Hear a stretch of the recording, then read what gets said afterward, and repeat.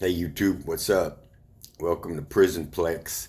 I got another uh, prison story. Well, jail, actually. It's weird how my life is cross paths with a bunch of different people. But I want to talk about this dude Gus Ramirez, because Gustavo. They called him Gus because he's still one of the most wanted in Tarrant County. All right. And like I say, it's been 33, 34 years since this went down. And all the people involved there in Tarrant County, they're probably dead, you know. Besides, this is just entertainment anyway, right? Okay, so look, I had got out of prison and I stayed out like 3 or 4 weeks, that was it. But when I had got locked up, I mean, it's weird because I just got out. I'm telling you, but look, so I went to the county and Tarrant County, and I met this dude there, Gus. Now, see, look, this is Texas, so everything falls in place. They had tried to rob him. They shot him, and while he was on the ground, he pulled out his piece and killed the two dudes. But they still arrested him. You hear me? You see, that's Texas. But look, this dude was a baller. He had money, and I'm talking about big money. This dude didn't move nothing but birds, okay? And you know what I'm talking about? What birds? That's it. But look, so when when I meet him, he's already healed up because hey, they hit him like 3 or 4 times. You hear me? Yeah, and he was a little dude. Well, well, well, you know what? Then he was. He said he was bigger, but he lost a lot of weight. You could see the gunshots, and it wasn't no little 22 or nothing. No, they put some nickels in him. Okay, but look, when I met him, he was already healed up and everything, and I was there for about a week, and then I said, man, these people are going to try to mess with me, dude. They're going to try to give me a crazy case, so I'm going to have to bond out because I had had an aggravated assault on a police officer there in Fort Worth, but it was bull. It was BS, and I was going to fight it. But so I said, you know what? I'm going to get out, man, and fight it from out there. I can't trust no court-appointed lawyer to help me fight. The dude says, hey, man, you said you live right there by this little bar. I told him, Banjo, and he's like, I said, yeah. He goes, man, my son lives right across the street from you. I'm like, for real? He goes, yeah. And man, will you do me a favor, dude? I need you to take him my name, number, address, all that. Just I'm gonna give you some stuff. I need you to take it to him for me, bro. Can you do that? I said, yeah, no big deal, bro. I got you. He goes, well, it's been a few other people that have said that, man. They've got out and I ain't heard. I said, bro, if I tell you I'm gonna do it, I'm gonna do it, man. You know, and then he on his own told me, hey man, well, that's my ex there and this and that. And he had a new chick because when his lawyer came to see him, well, he spoke Spanish, so they needed a translator. Well, the lawyer hired his wife, his chick, as the translator. So she got to come in. They came to visit him a couple times a week, man. You hear me? It's like that with this dude. But look, that's nothing. Watch. So I said, yeah, I'll take it, bro. No problem. And the dude had got to know me for just a week or two. You hear me? But we talked about some stuff, some deep stuff in there, man. The dude was, man, he was a good guy, regardless of what he was into and all that. That money didn't change him. But look, so he says, say, bro, look, man, these people they're gonna jack me, man. They're gonna try to hang me, and I know it. Anybody else, they've been out. They shot me first. I'm on the ground and I kill them, and they're still gonna, I can't do this, dude. I said, I mean, I hear you, bro, but you really ain't got no choice. He's like, no, look, I'm gonna give my lawyer 275 grand, okay? 275 stacks. And it doesn't even matter who the lawyer was going to pay off. He told me that too, but what does it matter? You know, like I say, they're probably dead anyway. But so everybody got paid. When everybody got paid, not until they had their money, they were going to make a clerical error. He had 24 hours. You hear me? They were going to let him out of jail on an error, and he had 24 hours to leave. If he got caught, it was on him. Nothing was going to be said, nothing, you know, but he didn't. He didn't get caught. See, I got out and did what I said I was going to do. And his boy wrote him immediately. Okay? Immediately. So watch. About 3 or 4 days later, after I'd been out, he he got a letter from his son, because I'm telling you, when I got out, I went right over there and told the kid everything, and he must have wrote right away, and you know, his dad got that letter. So you know, like I say, 3 or 4 days later, I get a call, and right when I answer the phone, I can tell it's in jail, because there's a certain sound, background noise, and that it was it, and I knew he was on three-way. And he goes, "Hey, Bobby." I said, "Hey, what's up, Gus?" He goes, "Hijo, bro, gracias, mano." He goes, "Man," you know, he talks Spanish, but he was like, "Bro, thanks, man. I got a letter from my boy today." I said, "For real?"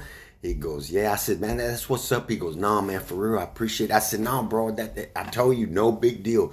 He goes, "No, it is a big deal. I'm gonna talk to my brother-in-law about some stuff, but when we're done, he's gonna call you." I'm like, "Okay." I said, "You don't owe me nothing, bro." He goes, "No, no, I know, but he's gonna call you." I said, "Okay." I said, "All right, bro. I think watch you'll see you."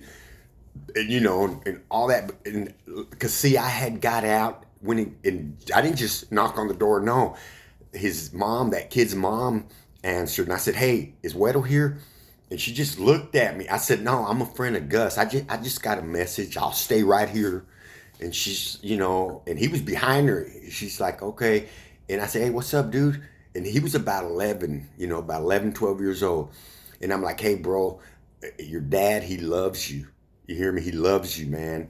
And he wants you to be with him, or he wants you to know that whatever you want to do is cool with him. And he just needs you to get a hold of him. Do that, man." And like I say, I did my part and left. Well, everything went through. So, like I say, that error went through. He got out and all that. But look, while he was still in there, when he got out, the brother-in-law calls me. Okay, he calls me, and he's like, "Hey, bro, Gus said whatever you need." And it's weird because at that time it was dry right there in Dallas, Fort Worth. It was dry for kilos of coke, you know, and I didn't mess with it, do it. I didn't do it, but I sold it. You know, I knew a lot of people that were buying it, so there was no problem I was going to have moving it.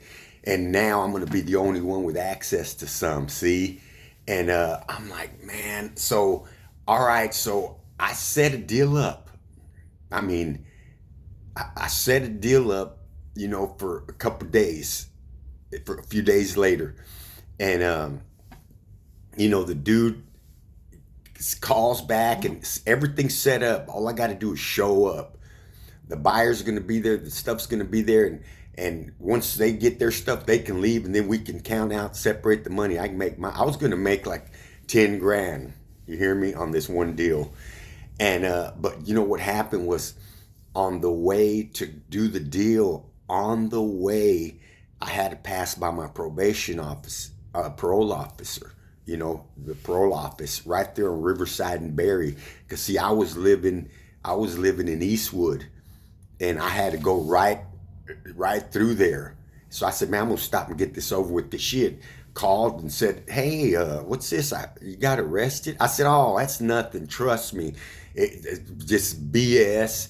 I'm gonna fight it. I'm gonna win. No problem." You know, I was about to let you know when I go report. And she goes, "Okay, well, you need to come by and just sign some papers and just say that you did tell me, and I can turn it in and all this." And I wasn't even thinking. They already had a blue warrant out of Austin.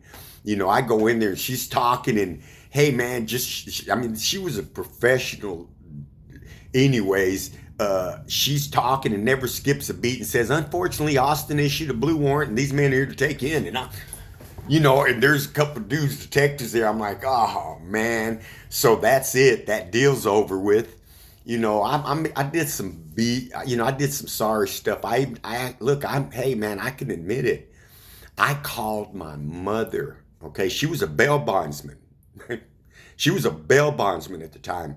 I call her and say, hey, I need you to do me a favor, Mom. These people are gonna get me. I need you to go over there to. She knew these people. As far as the bar owners, the bar I was going to, she knew them. I said, nobody's there. It's closed. All you got to do is go in there and separate the money. And it got quiet. And I'm like, hey, Mom. And she's like, I can't believe you, man. I can't believe you just asked me to do that. Look what it's come to. And all that. I said, you know what? I ain't got time for all that. Are you going to do it or not? So I can find somebody else. Because I'm telling you, these people are going to. And she hung up on me. You hear me? Oh man. So yeah, the deal didn't go down. And I'm in jail. But look, about 8 months later, 9 months later, oh boy had already got out, disappeared, you know, he disappeared. And then the feds had been watching these dudes, his brother-in-law and all them.